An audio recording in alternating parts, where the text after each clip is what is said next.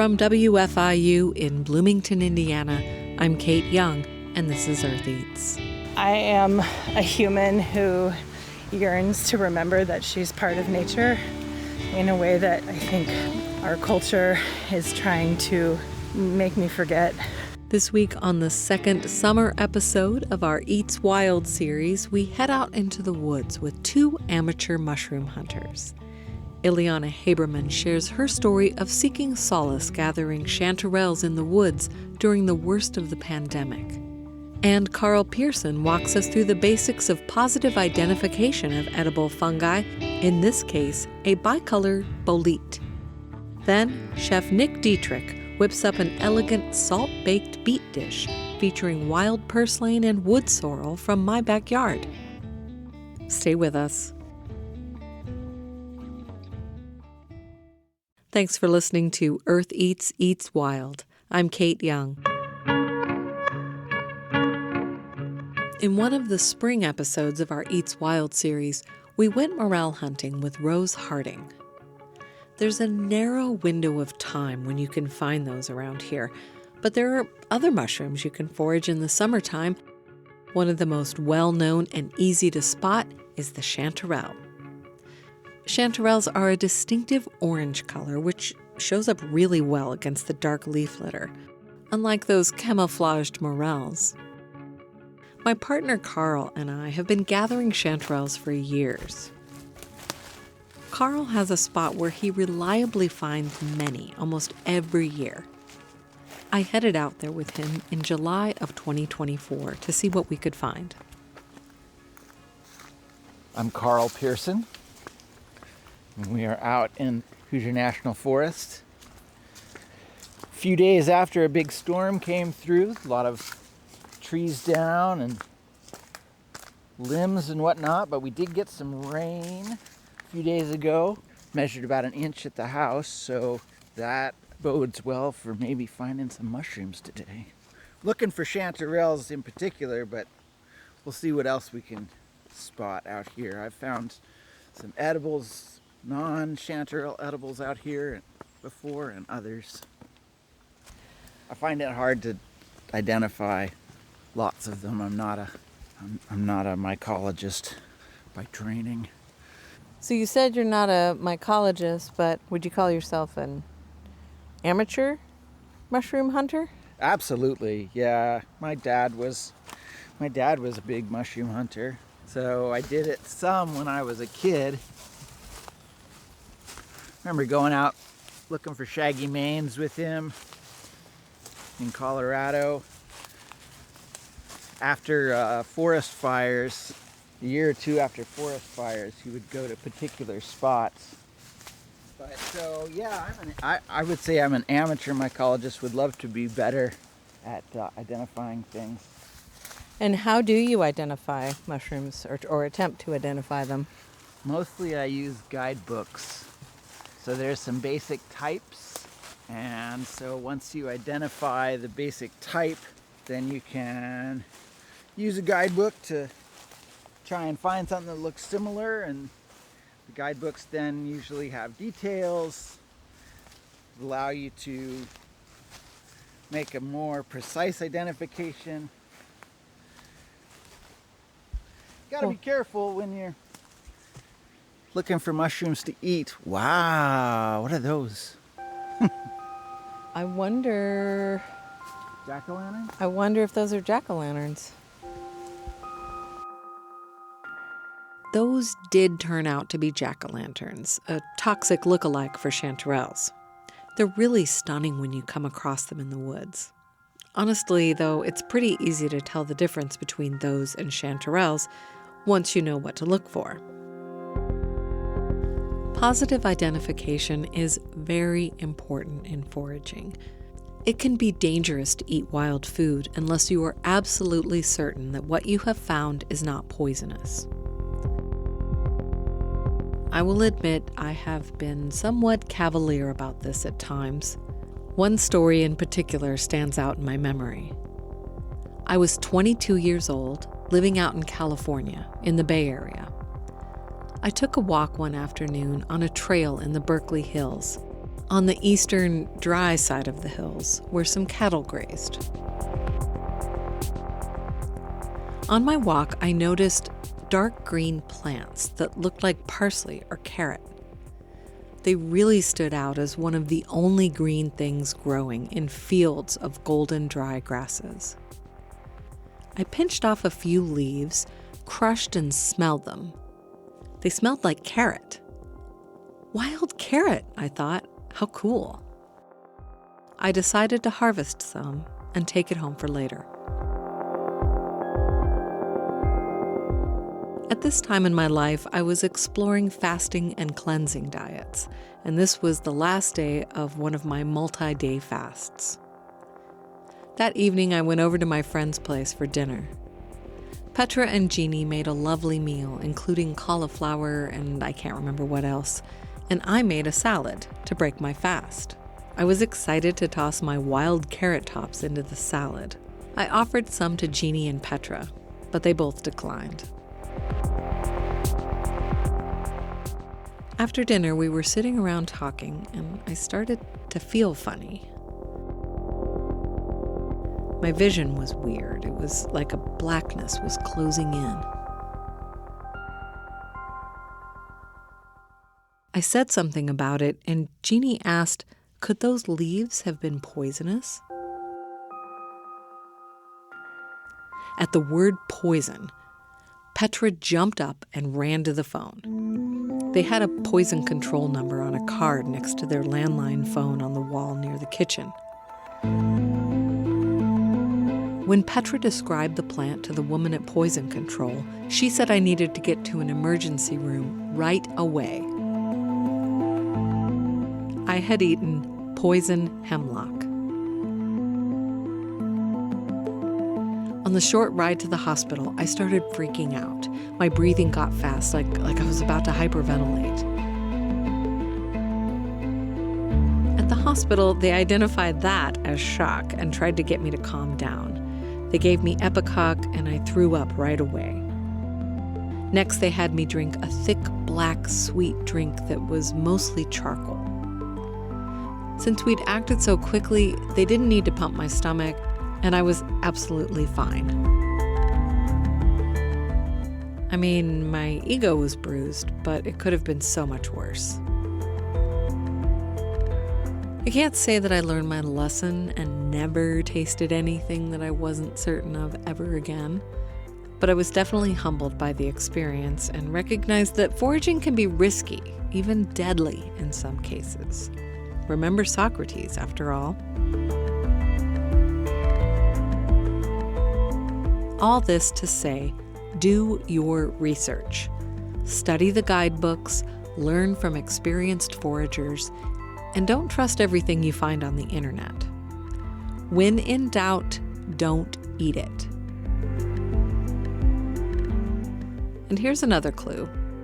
The one green plant that remains in a field where cattle graze might just be poisonous. Otherwise, why weren't the cattle eating it? Don't be like 22-year-old Kate.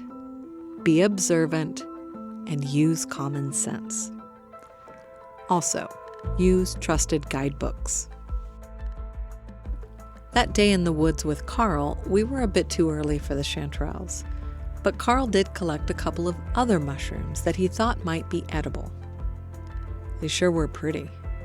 A dusty burgundy velvety round cap with a stunning yellow underside. Once we got home, Carl did some follow-up research, and I asked him what he found out.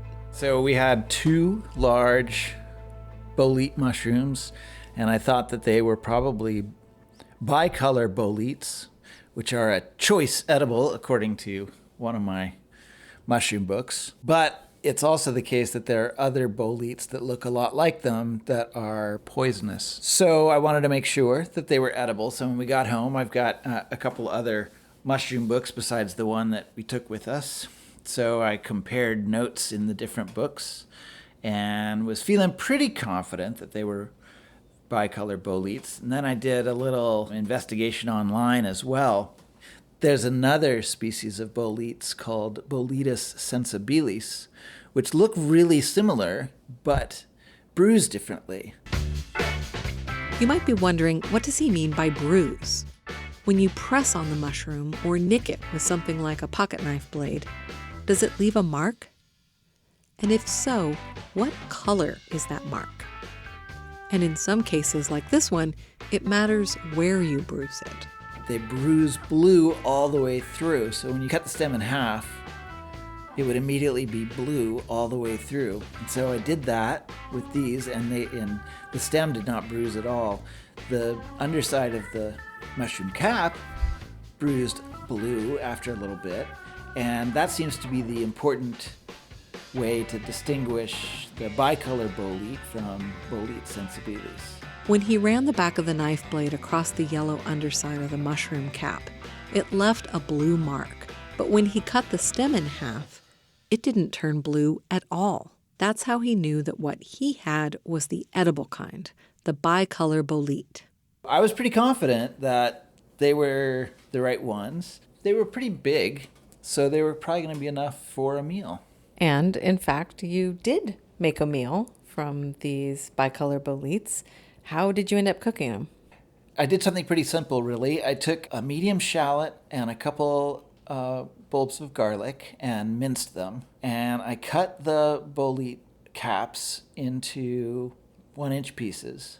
And then in 2 different pans. In one pan, I sauteed the shallots and garlic, not very long, just a minute or two, so that they kept a little bit of their bite.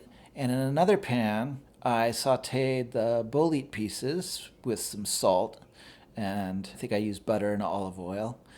And when they softened up, I added the shallots and garlic to them and cooked them a little bit. Then I just added cream and made a little cream sauce, waited for the cream to thicken a tiny bit, and then I served that over pasta. So very simple, but quite yummy. I thought the mushrooms actually tasted great. They were a choice. It was an excellent meal.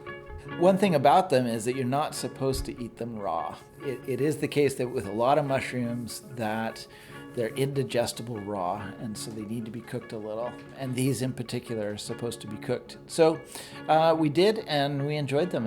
And even though we didn't find many chanterelles, it was still a successful mushroom hunting experience.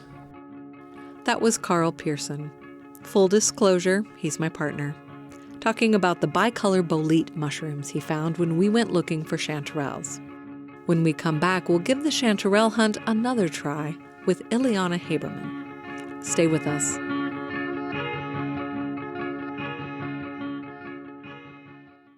This is Earth Eats, Eats Wild. I'm Kate Young. Foraging for wild food can mean different things to different people. For my next guest, gathering mushrooms in the woods felt like a lifeline during a challenging time. I wanted to hear more about that, so I met up with Ileana Haberman in a forest close to Bloomington. I'm Ileana. I am a local Bloomingtonian. I'm an artist, and I love learning about where I live. And so what are we out here in the woods looking for today? We are doing some foraging. So the goal is to find some chanterelles, but I have a feeling we'll find other things on the way. It is very muddy though. It really is. I'm feeling nervous carrying all this stuff. I was out here a couple days ago scoping, and I did find some mayapple fruit, which I've never found before. So I am keeping my eye open to see if we can find that again. But probably the raccoons have come in the meantime. Yeah, I have never had one. I wasn't even entirely sure you could eat them. What are they like? What do they taste like? Well, the one I got was almost ripe, but not quite, and you can only eat them when they're very, very ripe. Actually, I see one. Let's see. I'm gonna go grab it. Okay. So they are poisonous if they're not ripe. So, let's be cautious, but it did just fall right off. It's almost white. It's yellow. That's how you know. Cannot eat the seeds. Let's see. It looks kind of like passion fruit, actually, but it doesn't grow like passion fruit at all. Oh my God, it's delicious. Okay, don't eat the seeds, but if you'd like to try it. Oh my God, it's so good. So don't eat them, but they can go in your mouth? Mm-hmm. It does remind me of passion fruit. Oops, I just swallowed. Well, I ate a few the other day. Nothing happened. Then I Googled it after. Whoa. It can hurt your stomach, but it's not gonna. Oh, okay. Yeah.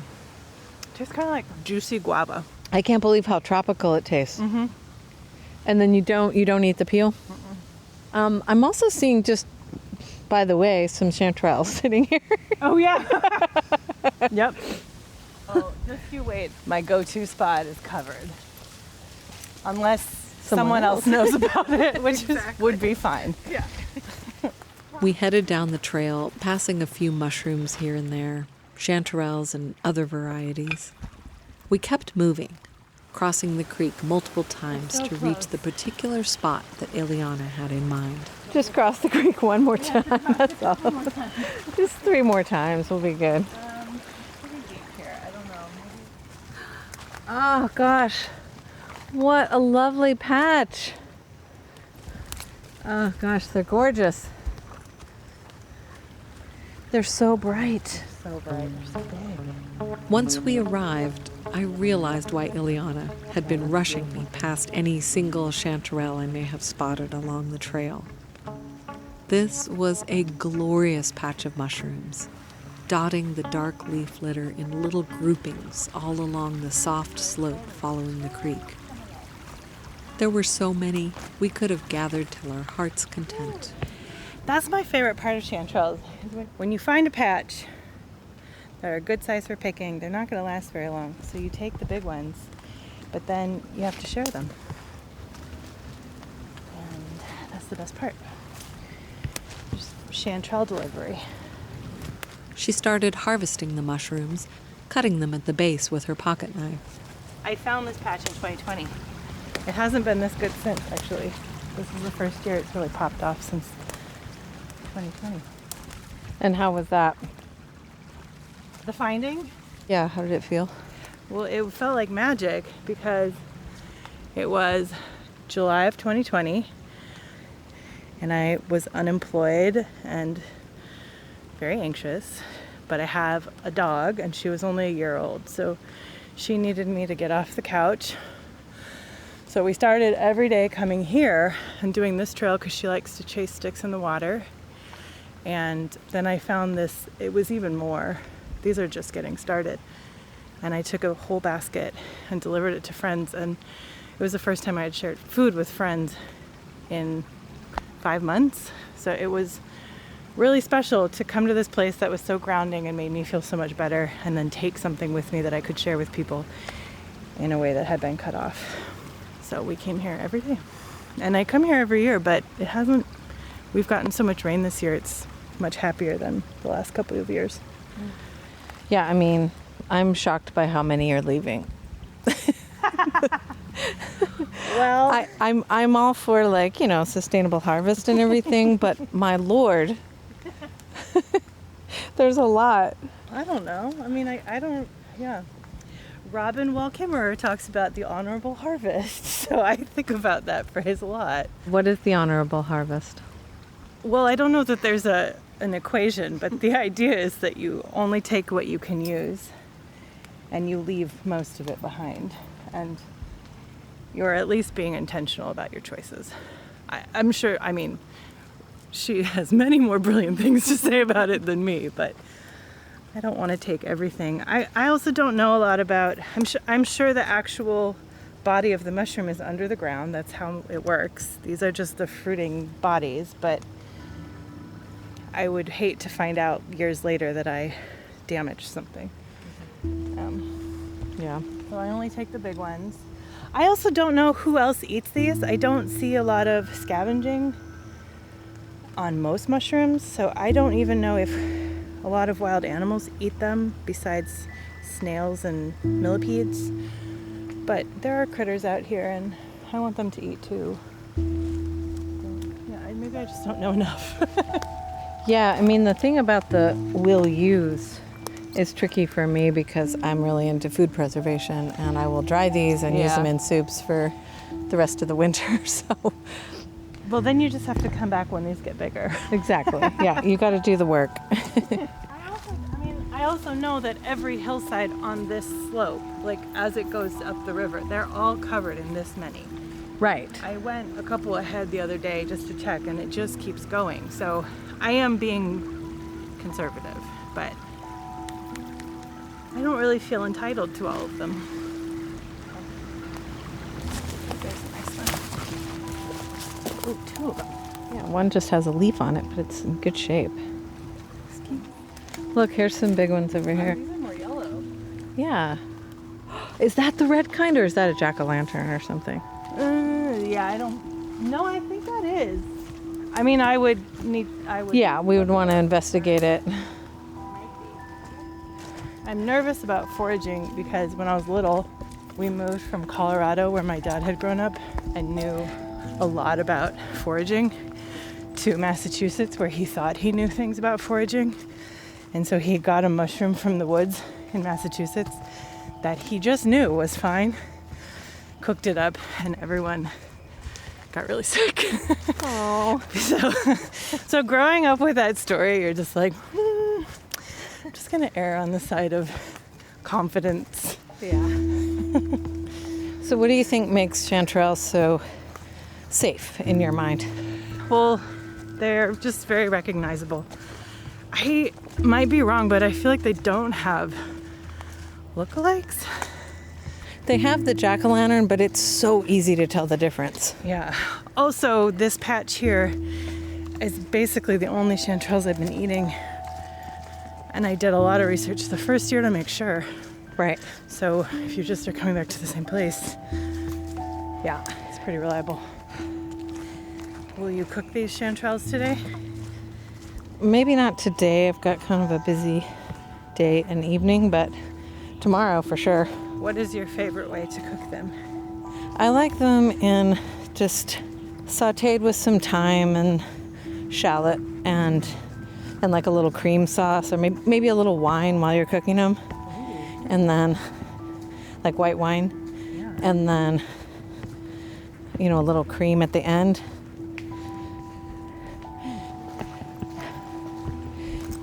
When we were talking about this before, you'd said that chanterelles really saved your sanity in 2020. Could you say more about that? I mean, the first part is just that I didn't expect to find them. I found them and then I shared them and felt connected to people that I felt so disconnected to in that first few months of COVID life. I feel like I was just white knuckling while staring at my ceiling for a long time.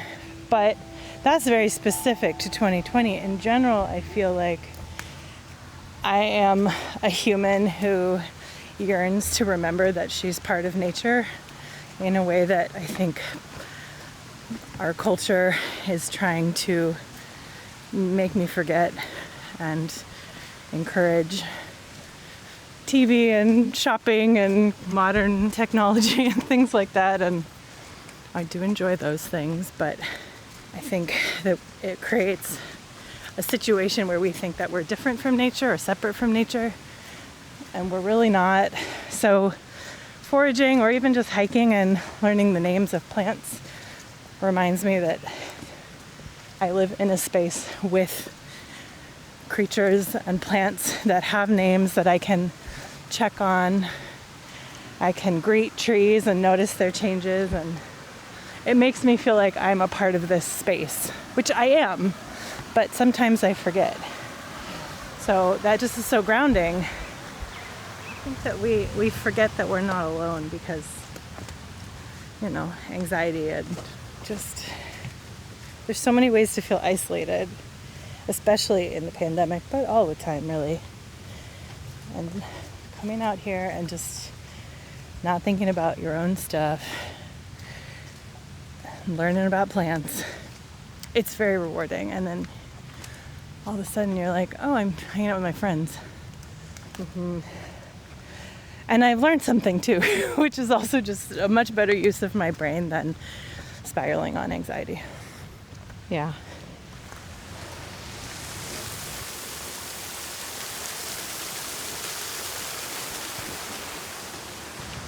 Okay, which way? This way.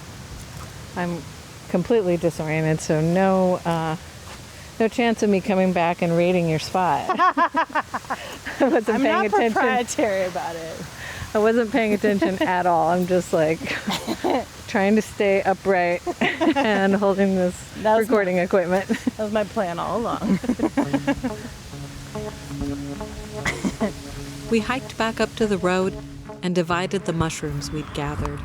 So what are you going to do with these when you get home? I will soak them in diluted vinegar water just for maybe 10 minutes so that any bugs show themselves. I try not to eat them. And then I'll just fry them up in butter and eat them right away. You're just going to eat them right away. You're not going to put them on anything. You're just going to eat them. I mean, maybe a piece of toast and a fried egg. I don't know. I just like to eat them. It's a treat. Yeah. Thank you so much for taking me on this trip. You're so welcome. Enjoy. That was Ileana Haberman. Ileana is a fiber artist living in Bloomington, Indiana. Their work explores how we can give voice to our own stories and physical experiences using bodies, patterns, and the natural world. You can find links to their work on our website, eartheats.org.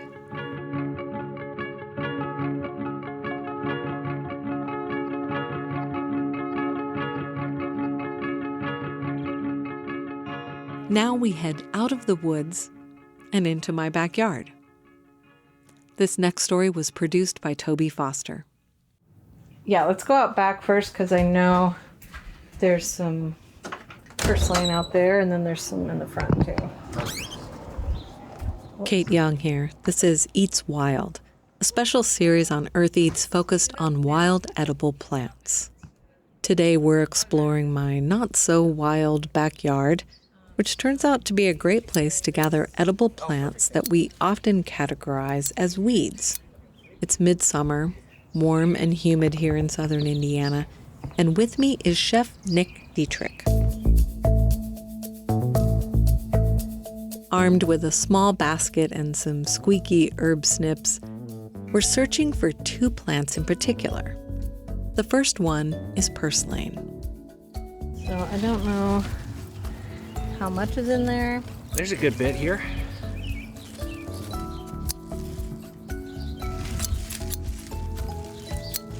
I'm gonna leave some growth for you too. And we have another plant in the front. Okay, perfect. Yeah, I'm trying to get mostly tops too.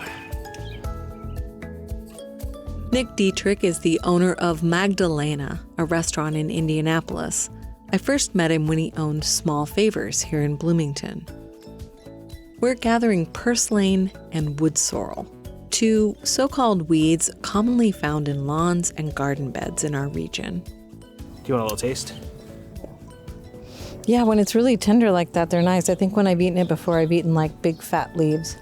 Yeah, and this is nicer. The little shoots are really nice. And like when you see the like these kind of reddish stems might be a little bit bitter, but like all the leaves near them are going to be pretty tasty. Purslane is a succulent. The leaves are thick and smooth, and the flavor is tart. When it's fresh, it has a bit of a crunch to it. And then there was some wood sorrel over here. You know, it's really tiny. Oh, and then there's bees right there, so. But there's some there, and oh, here's a bunch. Is that? Oxalis too. Oh yeah, yeah, perfect. Wood sorrel is one of the wild edibles that a lot of kids seem to know about. Nick says his grandpa used to call it lemon weed, and that he and his siblings would pick it and eat it whenever his dad was behind on mowing the lawn. It's very common in the Midwest and elsewhere in North America, and I certainly remember it from my childhood and introduced it to my own kid when he was just a toddler. It's easy to identify, though it sometimes gets confused with clover. It is similar, but wood sorrel is a lighter green and the stems are more delicate than clover. The leaves are heart-shaped, and when it blooms, the flowers are small and yellow. Clover is edible too, though, so no harm if you do happen to confuse them. But if you're looking for that tangy, lemony flavor, wood sorrel is what you want. And we are talking about wood sorrel, not French sorrel. French sorrel is a leafy green perennial with large, broad, shiny leaves. I've never seen it flower, and it's not a common weed. The main thing it has in common with wood sorrel is that bright, sour flavor.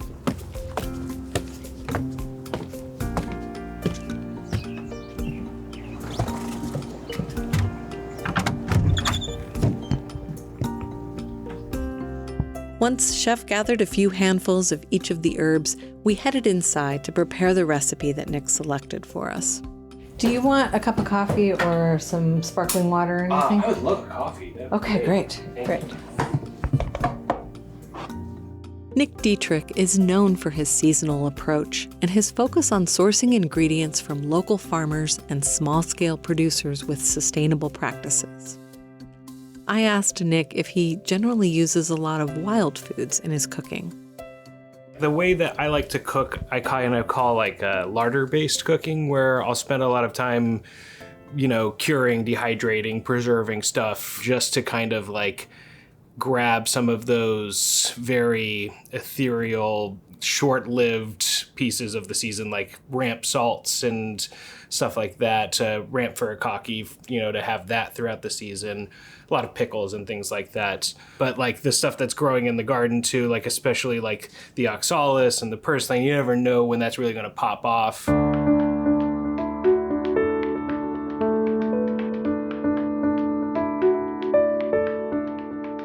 With me in the kitchen is Chef Nick Detrich of Magdalena in Indianapolis, formerly of Small Favors. After a short break, we're going to put our freshly gathered purslane and wood sorrel to good use in an exciting dish featuring salt-baked beets. Stay with us.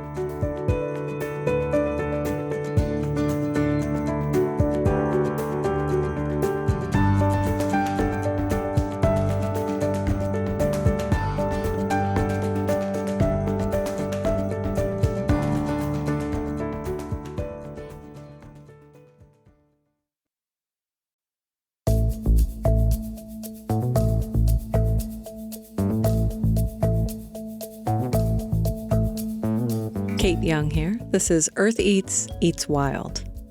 If you're just joining us, my guest is Chef Nick Detrich, former owner of Small Favors in Bloomington, Indiana, and current owner of Magdalena in Indianapolis.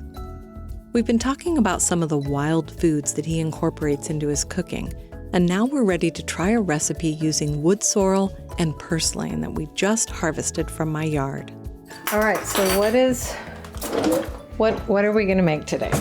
So we're going to make a dish that's salt-baked beets with a whipped sorrel lebna sauce that's going to be topped with a purslane salad. Okay, and you have already prepared the salt-baked beets. Do you want to talk a little bit about what goes into that? This is a method of cooking root vegetables that goes back a long way. It's still very popular in the UK. Basically, you make a very simple, very heavily salted dough. So this one is 2 parts flour, 1 part water, 1 part salt. So like a lot of salt. And the reason that you want to do that is because when you put it in the oven, it will lock in a bunch of steam, and that moisture will pull out the salts from the dough, and it will season that beetroot all the way through. So you end up with this really lovely, tender beet that's seasoned through that you can serve big chunks of and not worry about like it being too dense or still too like snappy and green in the center. And you can manipulate it further. Like I like to do this with celeriac, like celery root, and then cut big steaks and then just butter braise them in a pan so they get like a nice crust, but they're still soft and tender all the way through. It's not too dissimilar to like fish en papillote, like when you cook something in wax paper to keep all of that steam and aromatics inside. So I torch them before they go in the oven. These I did in my wood fire oven too. I got that going into about 425, 450, and then just use a propane torch to torch the outside so that it stays together really well. Because like once it goes in that hot oven, you don't want it to start melting. If you don't have a torch, you could also just throw the dough in your oven as it's warming up because you want it to go for a while. So this I had go for about 45 minutes. You'll want to pop a couple of holes in it just so some steam can escape.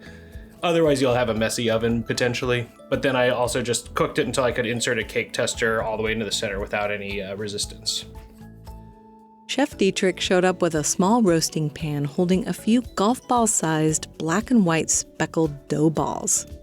As he just explained, they are beets covered in salty dough, where the dough acts as a cooking vessel, and it's discarded once the beets are fully cooked.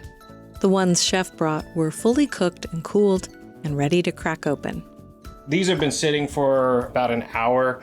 If you're pulling it out of the oven, be careful because like once you crack it open, there'll be like steam fissures. So like it's very easy to burn your hands. One nice thing is to like, if you're just pulling it out though, you can wrap it in a towel and just kind of gently tap it to your counter to crack it open, and then it'll steam into the towel instead of into your mitts. So we'll go ahead and crack this guy. So just using the back of a spoon, and see it kind of pulls away very well there. And with that beet juice, it just looks like a jelly donut. It really does. Just kind of like cracking so I can manipulate it, and then using the spoon as like a shovel to kind of dig out the beet. I'm pulling more than I'm pushing into the beet because like you'll see how tender the beet is. Like I can very easily push on it with the tip of the spoon. And like if I flip it around, it goes in like no problem at all. So you can just see how tender it's become. Smells really good. Yeah, I mean, if you get in here. It's really cool, the reveal Yeah. of that like bright pink. Yeah. Beetroot is definitely the prettiest for salt baking as far as the dough, the leftover dough goes. So here, if you want to taste a little bit, I'm going to give you a piece that has the skin on it still even, because like it's still really, really tender and delicious. Yeah, and I was afraid it might be too salty, but it's not. It's just like it's infused with the salt. Mm-hmm. It's definitely well salted, but that's going to make it a lot easier to play, especially because we're doing like a lemony yogurt sauce. The beets are tender and perfectly seasoned. They're the base for the dish. Now it's time for that lemony sauce featuring the wild plants we gathered in the yard. I'm just going to kind of rough chop the sorrel a bit and kind of line it in the bottom, and then put the lebna over top with some lemon zest and lemon juice. Okay. And then we'll kind of blend it, check the seasoning, see where we're at, add a little bit of olive oil and any salt if needed, but the acid's going to do a lot for us already. Okay. So one thing I wanted to ask about the sorrel is I'm seeing that, you know, there's a little bit of flower. There's some even that have kind of gone to seed. Is that okay? Like it doesn't matter what stage it's in, or do you want it pre-flowering? If it's flowering, that's not necessarily bad. I mean, because like if you taste like the buds, they're still quite lemony. Like here, you want to taste that one? They don't really get that bitter. Yeah, and they're soft too. Yeah. That's like a seed pod, but it's still fine. The lemony kind of notes in it is from, it's also called oxalis, and the lemony actually comes from oxalic acid. It's an acid, so it's like citric acid in that it's an acid, but it's not like citrusy, I guess. And so it doesn't really, it takes a lot for it to get bitter. Like usually it's like end of September, huge bush, baking in the sun for a couple months, then you're gonna get something kind of bitter. But even like the stems and everything are really, really nice and fresh and poppy and tart and green and a little lemony. Some of the red vein sorrel is a little bit more delicate, and French sorrel, like the big leaf, like that can get super bitter. But like the small wild sorrel, like the oxalis with the yellow flowers, always like it's probably the most forgiving variety. So yeah, really just cutting it down so it's more manageable in the food processor. What we picked was about a half cup before we chopped it. And then we'll use like a little less than that, about a third or a fat third of a cup of the lebna. My partner Carl made the lebna. It's a creamy, soft, fresh cheese made by straining Greek yogurt in a cloth. Because it's made from yogurt, it also has a tangy flavor. Oh, this is beautiful lebna. Yeah, look at that. Great. It might be a little on the thick, dry side, but that's great because like it makes it easier to like you can add more olive oil, more lemon juice that way and end up with a better consistency at the end. It's always better to be thicker than thinner with this, yeah. This is great though. So now we'll just take a little bit of the lemon zest. Plenty of that. And now, I got like 2.5 tablespoons, so I'm gonna use about half of it first. And I am gonna go ahead and add some olive oil. Now, I know we're gonna want like a little bit more of that kind of nutty savoriness, so I'm adding like a scant tablespoon. And now we can go ahead and blend it.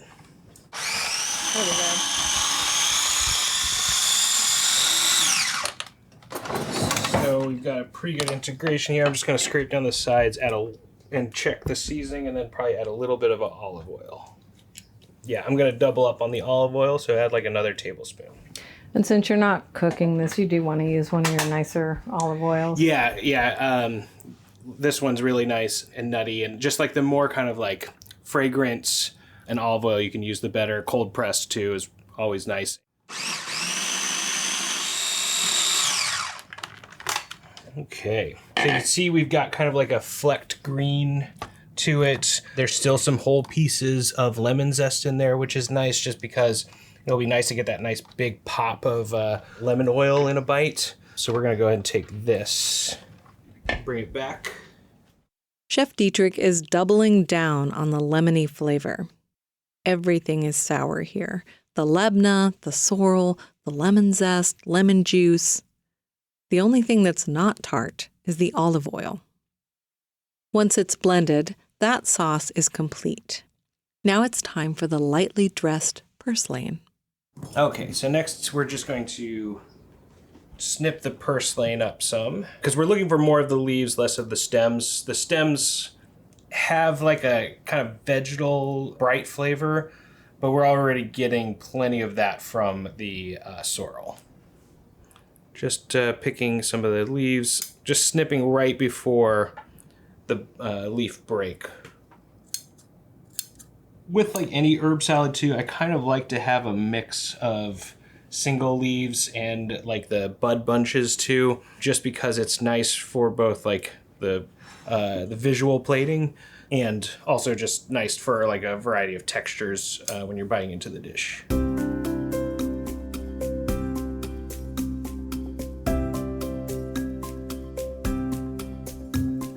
Purslane's great too, just because, you know, it's something that a lot of people think of as a weed in their garden and stuff like that, but it's like really tasty.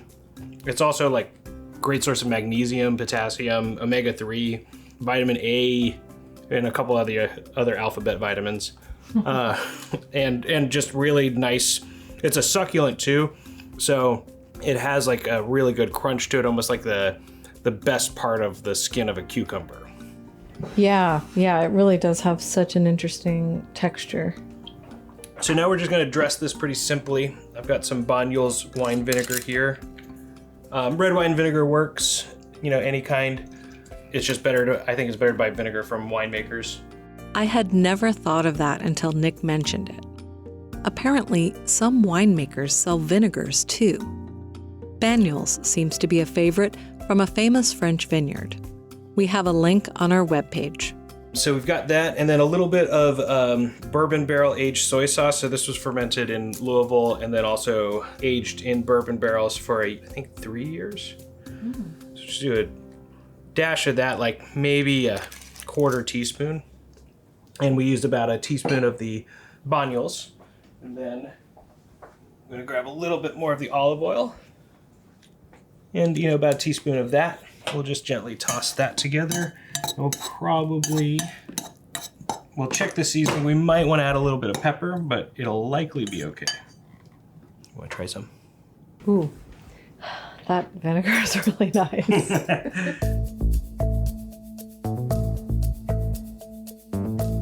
Now it's time to put it all together. What we'll do next is I'm going to take one of our beets and I'm just going to slice it along the equator, pole to pole, just because that's where you're going to have the prettiest striations.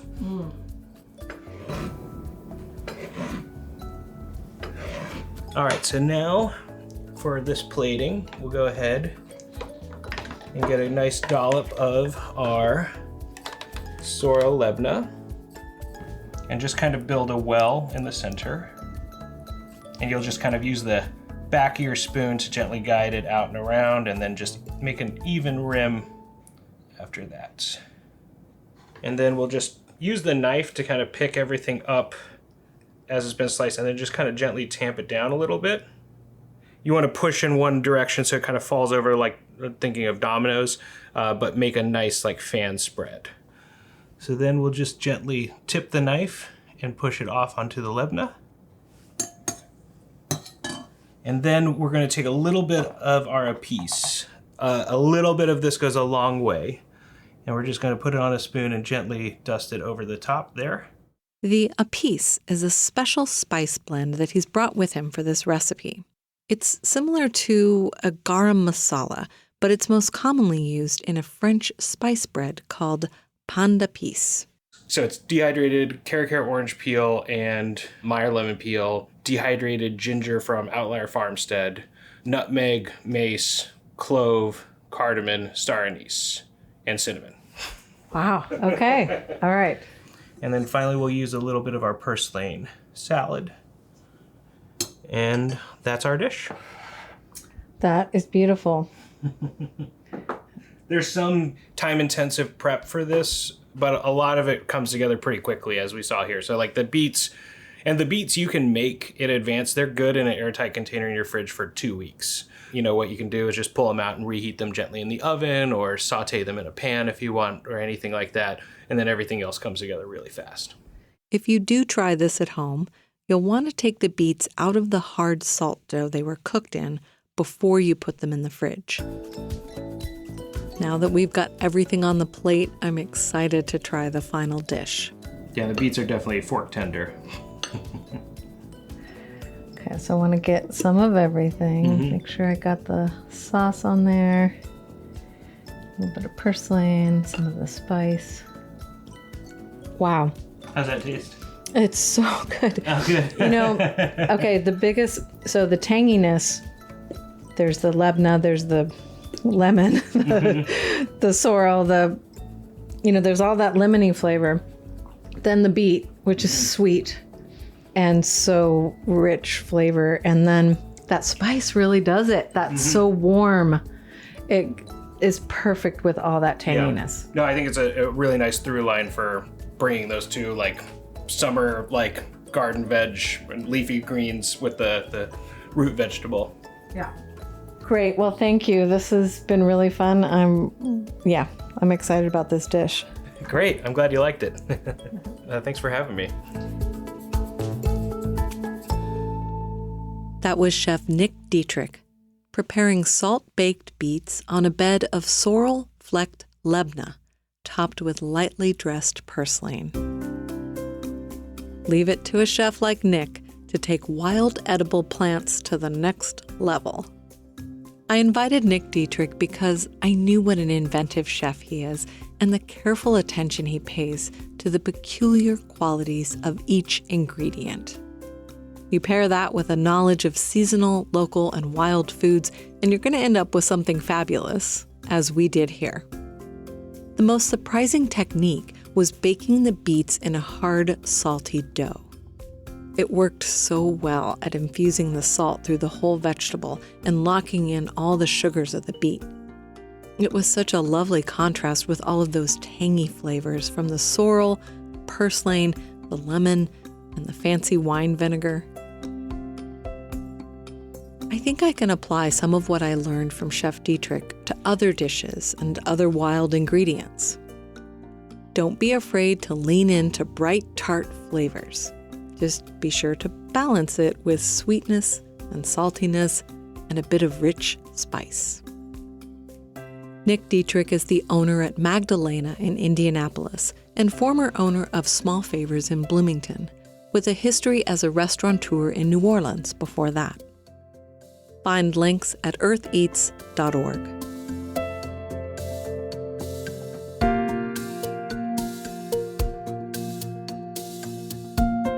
That's it for the show this week. Be sure to tune in next time for our final summer episode of the Eats Wild series, where we explore the subtle flavors of floral syrups from flowering trees. We'll also gather calitas with Caitlin Alcantara and sample the wild herbs in savory quesadillas. Find more of the Eats Wild series on Instagram @EarthEats. The Earth Eats team includes Eobon Binder, Alexis Carvajal, Alex Chambers, Toby Foster, Leo Pies, Daniela Richardson, Samantha Schimenauer, Peyton Whaley, and we partner with Harvest Public Media. Special thanks this week to Ileana Haberman, Nick Detrich, Peyton Whaley, and Carl Pearson. Earth Eats is produced and edited by me, Kate Young. Our theme music is composed by Aaron Toby and performed by Aaron and Matt Toby. Additional music on the show comes to us from Universal Production Music. Our executive producer is Eric Bolstridge.